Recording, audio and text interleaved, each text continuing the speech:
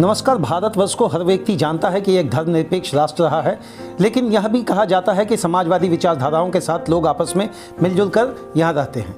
दूसरा भारत का प्रतिबिंब हम सभी जानते हैं। भारत सदैव आस्था का केंद्र रहा है। भारत अर्पण की भूमि है और भारत तर्पण की भूमि है। मैं उमेश व्योम टीवी के पेज पर आप सभी का स्वागत करता हूँ। आज हम लोग हैं वाराणसी की धरती पर, वहाँ से पांडे हवेली में हैं। इस जगह की खासियत के बारे में पहले आपको मैं बताना यह चाहूँगा, पिछले 6 वंशजों से लोग मूर्तिकार के रूप में, शिल्पकार के रूप में जिस तरीके से समाज में अपना योगदान दे रहे हैं, यह अतुलनीय है। आइए इसी परिवार से आपकी मुलाकात करवाते हैं।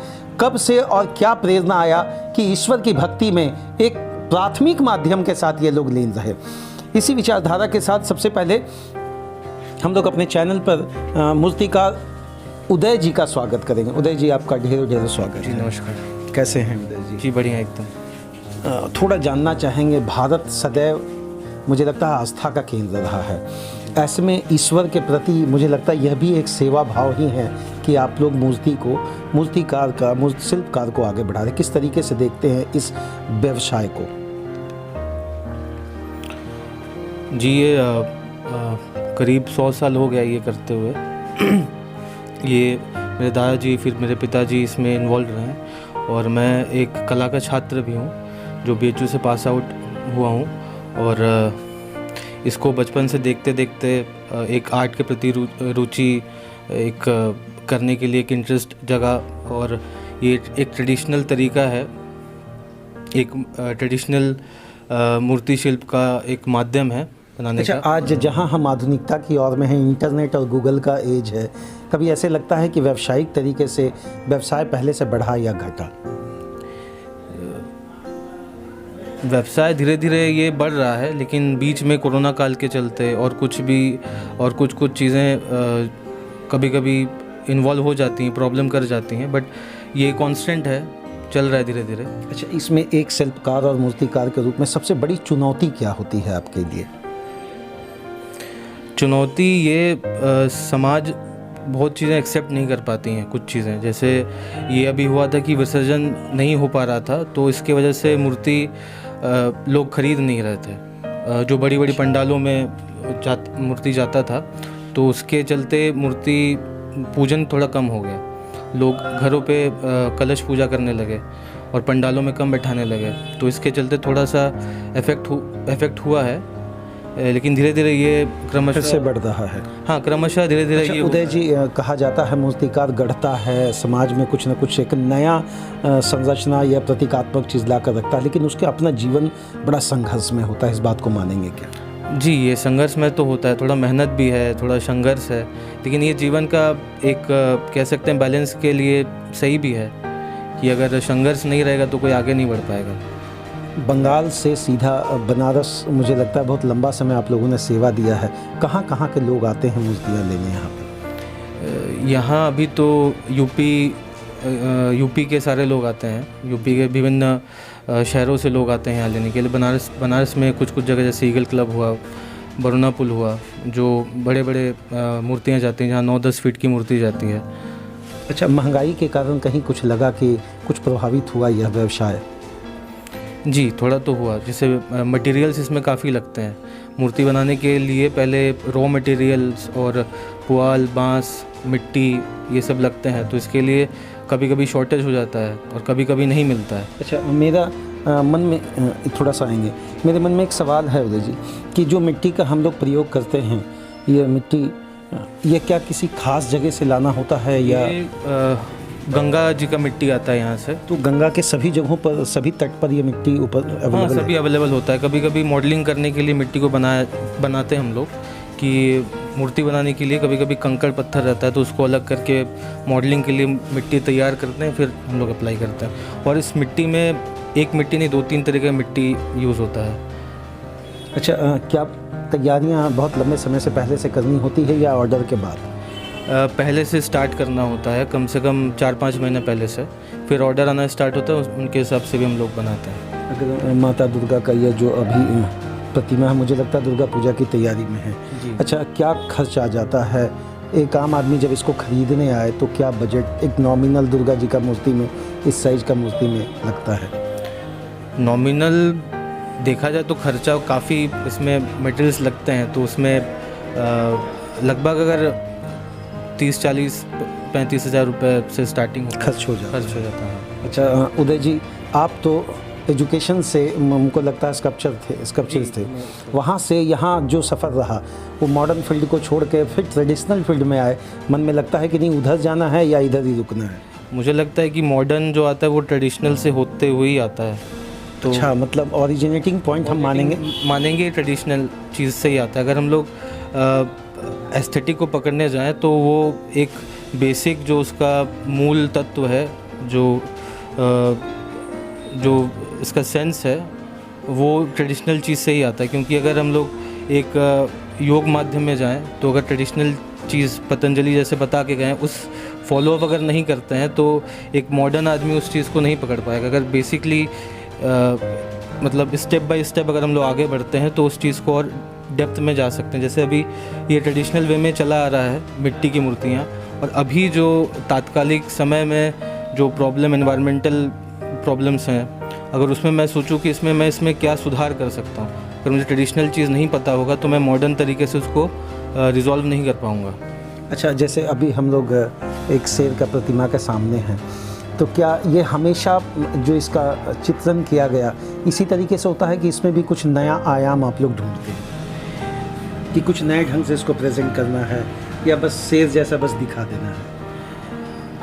ये पहले जैसा इमेजेस जैसे कुछ होते थे तो वो तो चला आ रहा है, बट कभी कभी होता है कि इसमें चेंजेस आते हैं। जैसे मॉडर्न रूप में दिखाना हुआ तो शांत भाव में भी एक आइज़ में अगर एग्रेशन ला दिए तो वो एक भाव आ जाता है कि दिखाने के लिए। एक अंतिम सवाल मेरा आपसे रहेगा, क्योंकि आप लोग बहुत लंबे समय से सेवा दे रहे हैं इस क्षेत्र में, मेरा एक चीज़ जानना है, कभी कभी ऐसा समय आता है, खासकर कभी कोरोना काल आ गया या कभी कहीं किसी बाढ़, मतलब कुछ खास एक विशेष चीज़ को भी लोग आते हैं कि बैकग्राउंड या फ्रंट में उसको दिखा दीजिए। जी, ऐसा भी मूर्ति बनाने का ऑर्डर आता है? हाँ, ऐसा भी आता है ऐसा। जैसे मान लीजिए कभी किसी इम्यूनाइजेशन को, बच्चे की कोई बीमारी बढ़ गया, उस चीज़ को दिखा दीजिए, वो पिक्चर कैसे क्रिएट करते हैं? उसके लिए काफ़ी प्रोसेस होता है, बहुत ब्रेनस्टॉर्मिंग लगता है, फिर काफ़ी लोग बैठते हैं, बैठ करके डिस्कशन होता है, फिर उसके हिसाब से डिज़ाइन करते हैं। क्या कहेंगे विश्व के सारे मूर्तिकारों को, क्या संदेश आपकी तरफ से होगा? मुझे लगता है एक संघर्ष में और बड़ी पारंपरिक तरीके से इस चीज़ों को रखा जाता है, लेकिन जो सबसे बड़ी बात होती है कि आप किस तरीके से इसको रखते हैं। देखिए, मेरा मानना ये है कि जब पूरा परिवार, जब पूरा संस्थागत ढांचा वर्षों से इस चीज़ की सेवा कर रहे हो तो मुझे लगता है ये चुनौती कम नहीं, बहुत बड़ी हो जाती है। अपने दूसरे या नेक्स्ट जनरेशन को भी आप इस पे इन्वॉल्व करेंगे? ये मेरा थोड़ा सा ऐसा सवाल है जो आधुनिकता की ओर हम बढ़ रहे हैं। क्या दूसरा जनरेशन उदय जी का स्टेबल होगा इसमें या फिर चेंज करेंगे? ये डिपेंड करता है नेक्स्ट जनरेशन के ऊपर कि वो उसका इन्वॉल्वमेंट किसके तरफ जाता है। अगर वो ज़्यादा टेक्नोलॉजी के ऊपर जाता है तो वो किसी पे प्रेशर देकर तो ये नहीं करवाया जा सकता, उनके इंटरेस्ट पे है। देखिए, सबसे बड़ी बात है कि ये पांडे हवेली में हम लोग हैं और यहाँ पर अनेक विश्वकर्मा जी का मूर्ति या यूँ कहें गणेश जी का मूर्ति, अपने एक भाई उदय जी को आपने देखा। अब हम लोग दूसरे भाई जी से बात करेंगे। हालांकि झारखंड में लोग जब देखेंगे इस चीज़ को या अन्य जगहों पर, पहले मैंने इनको देखा तो मुझे धोनी जैसे ये लगे, लेकिन अब आई बात कि मूर्तिकार के रूप में शिव जी का भी जो योगदान है, शिव भक्ति के माध्यम से आराध्य होकर जो ये पूजा पाठ, मैं तो यही कहूँगा कि मेरे लिए मूर्ति का जब मिट्टी ही छूना अपने आप में एक भक्ति और आस्था का चीज़ है। शिव जी कैसे हैं? बढ़िया। हमारे झारखंड के खासकर दर्शक जब आपको देखेंगे तो उनको पुराना धोनी याद आ जाएंगे। अच्छा, मेरा ये जानना है थोड़ा सा कि आपने इस फील्ड को क्यों चुना? क्या फैमिली के कारण या वाकई दिल में ईश्वर की भक्ति? मेरे को छोटे से ही पसंद था ये। पढ़ाई लिखाई तो उतना हुआ नहीं मेरा, मतलब वो पढ़ाई लिखाई में एकदम मन ही नहीं था, काम पे ही मन था ज़्यादा। पापा करते थे तो हमें लगता था कि यही करना है, हमें इसी में आगे जाना है। खुशी मिलती है? हाँ, खुशी मिलता है। देखिए, एक बात सबसे पहले शिव जी से और हम लोग बात करेंगे, एक बात हम लोग रखना चाहेंगे कि मूर्ति मूर्ति का जब आप विशेषता भारतीय सभ्यता के अंतर्गत देखते हैं तो मिट्टी का निर्माण से लेकर इस ढांचे को लाकर फिर उसमें रंग रूप, उसके सुंदरपन को सजाना, उसके श्रृंगार को देना, उसके बाद इसमें मंत्रोच्चारण करके माध्यम से जो आस्था का केंद्र स्थापित करना, मुझे लगता है एक आम आदमी के लिए हो सकता है थोड़ा समझने में दिक्कत हो, लेकिन यह वही मूर्ति है जो हम लोगों को आस्था का केंद्र में बांधे रखती है। शिव जी, ये गणेश जी का मूर्ति है, कितना समय लगा इसमें? ये लगभग 5 महीना लग गया इसमें बनाने। 5 महीना। थोड़ा सा हम प्रोसेस जानना चाहेंगे शॉर्ट समरी में, इसको किस तरीके से 5 महीना आपने दिया? पहले स्ट्रक्चर बनाया जाता है लकड़ी से, फिर उसमें बांस लगाया जाता है, फिर आता है प्रोसेस पुआल का। पुआल में इसका पैर, हाथ अलग अलग पहले बना लिया जाता है, फिर उसमें अटैचिंग करना पड़ता है, फिर उसका पूरा बॉडी स्ट्रक्चर बनाना पड़ता है। फिर उसके बाद आता है लेयरिंग मिट्टी का। मिट्टी का भी उसमें 3 प्रोसेस है, पहले उसको पूरा एकदम लेप लिया जाता है, फिर स्टेज बाय स्टेज किया जाता है। अच्छा, मिट्टी को सुखाने में मुझे लगता है अंदर परेशानी होती है कि हम लोग ऐसे बचपन में पढ़ते थे, सुखाना है तो सूरज की रोशनी चाहिए, उसके जगह आप लोग क्या? उसकी जगह हम लोग पंखा लगाते हैं, यदि उसमें भी ना हो तो फिर ब्लू लैम्प से आग लगा के फिर सिकाई वो हो जाता है। एक मूर्ति जब बनकर तैयार हो जाता है तो मुझे लगता है जो मैं पूछने जा रहा हूँ, जब यहाँ से जाता है तो मन में खुशी होती है या लगता है ईश्वर से मेरे संरचना का संबंध विच्छेद होता है? थोड़ा सा खाली खाली लगता है। फिर मतलब इतना टाइम हम लोग दिया है 5 महीना उसमें, तो दुख भी होता है थोड़ा सा, मतलब अटैचमेंट हो जाता है काम करते करते उसमें। रात में सपना किस चीज़ का आता है? सपना तो मतलब कभी मन में लगा कि ईश्वरीय सपना आया, कुछ लोग कहे ईश्वर आकर कुछ बोलना चाह रहे हो, ऐसा मन में कभी आया? नहीं, ऐसा नहीं, मतलब काम करते मतलब कुछ नया कर रहे हैं, कुछ कर रहे हैं, मतलब ऐसा कुछ। उदय जी, ये प्रश्न हम आपसे भी जानना चाहेंगे। मुझे लगता है जब वंशानुगत और पारंपरिक स्थिति के साथ जब आप किसी चीज़ का सेवा करते हैं, कभी रात में आया कोई ईश्वर, कोई देवी देवता, मैंने कुछ लगा कि जो काम हम करते हैं वो आसपास में ही? जी, ऐसा तो सपना नहीं आता है, लेकिन नया काम करने का आइडिया ज़रूर आता है। ईश्वरीय ऊर्जा मिलता है। हाँ, ऊर्जा तो मिलता है। चलिए, बहुत बड़ी बात है, आप लोगों का ढेरों धन्यवाद। सबसे बड़ी बात हम ये जानना चाहते थे कि मैंने तो अपने पूरे होल लाइफ में कभी इतनी सारी मूर्तियाँ ईश्वरीय वरदान के अंतर्गत मैंने कभी नहीं देखा था।